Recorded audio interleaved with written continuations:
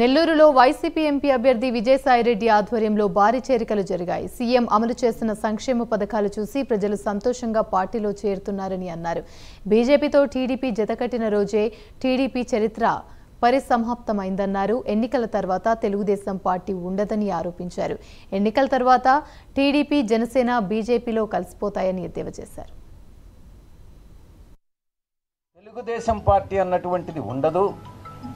చంద్రబాబు నాయుడికి ఇది ఆఖరి ఎన్నికలు అవుతాయి. తెలుగుదేశం పార్టీ అటు జనసేన కానీ బీజేపీలో రెండు కలిసిపోయేటటువంటి అవకాశం ఉంది అన్నటువంటిది మనం గుర్తుపెట్టుకోవాలి. అందుకే చంద్రబాబు నాయుడు ఇది ఆఖరి ఎన్నిక కాబట్టే ఈ రకమైనటువంటి మాయావిలాగా తయారై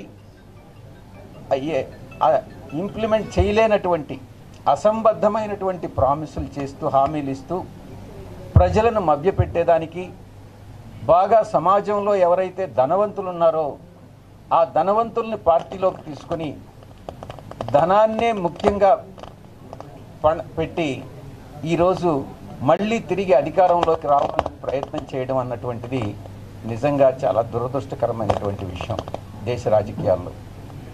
కాబట్టి తెలుగుదేశం పార్టీ కాలక్రమేణా ఈ ఎన్నికల తరువాత 40 సంవత్సరాలు చరిత్ర కలిగినటువంటి తెలుగుదేశం పార్టీ ఈ ఎన్నికల తరువాత దాని చరిత్ర పుటల్లో కలిసిపోతుంది అన్నటువంటి విషయం